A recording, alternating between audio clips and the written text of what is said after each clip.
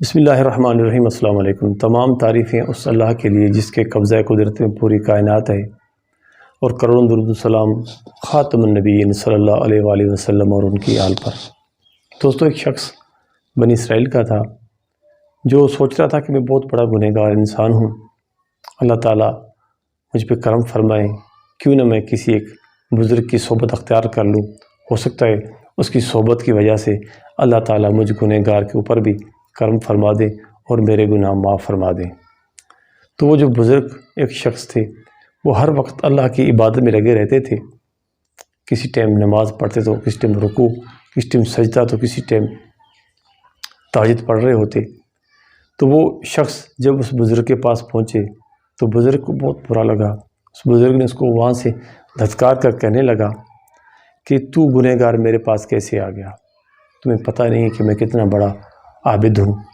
تو میرے پاس آیا ہے، تو ایک زانی شخص ہے، تو ایک شرابی ہے، ایک زانی ہے، تو ایک بد کردار انسان ہے، تو میرے پاس آ گیا ہے، تو کہیں میرے نیکیاں ہی نہ کھا جائے، یہاں سے دفع ہو جاؤ۔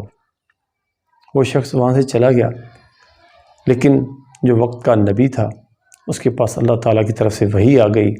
اللہ تعالیٰ نے اس کو فرمایا کہ جا کے اس بزرگ کو کہہ دو کہ تیرے پاس میرا ایک گنہگار بندہ آیا تھا جو اپنے آپ کو گنہگار مان رہا تھا، اپنی غلطیاں مان کے آیا تھا تیرے پاس، لیکن تو نے اس کو وہاں سے دھتکار دیا اپنی نیکیوں کی وجہ سے کہ تو بڑا عابد ہے، تو بڑا پرہیزگار ہے، تو بڑا نیک نمازی ہے، اور تمہیں توفیق کس نے دی؟ تمہیں یہ توفیق بھی تو میں نہیں دی ہے۔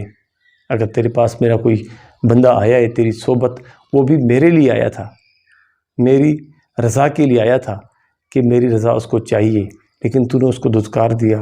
اب تیرے جتنی بھی نیکیاں تھیں وہ گناہوں میں تبدیل ہو گئی ہیں۔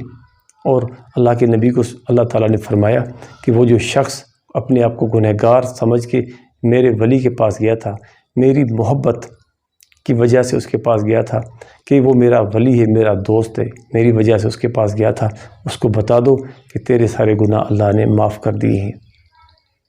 دوستو، اگر ہمیں کوئی اللہ تعالیٰ کوئی چھوٹی سی نیکی کرنے کی توفیق دیتے ہیں تو اس کو اپنی قابلیت نہیں سمجھنی چاہیے، اس رب کی مہربانی سمجھنی چاہیے کہ اس رب نے ہمیں یہ توفیق دی کہ ہم نے کوئی چھوٹا سا یا بڑا سا نیک کام کیا ہے۔ کسی کو بھی حقیر نہیں سمجھنا چاہیے۔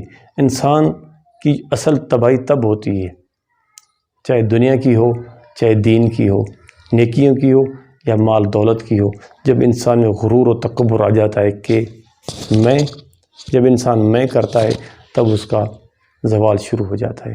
اللہ تعالیٰ سے دعا ہے کہ اللہ تعالیٰ ہمیں اپنا بندہ بنا کے رکھے، شیطان نہ بنائے، اپنا شکر گزار بندہ بنائے، ایک مغرور اور متکبر شخص نہ بنائے۔ ویڈیو اچھی لگے تو دوستوں کے ساتھ شیئر کرنی ہے۔ اپنا اور اپنا خیال رکھیے گا۔ انشاءاللہ اگلی ویڈیو ملیں گے۔ اللہ حافظ۔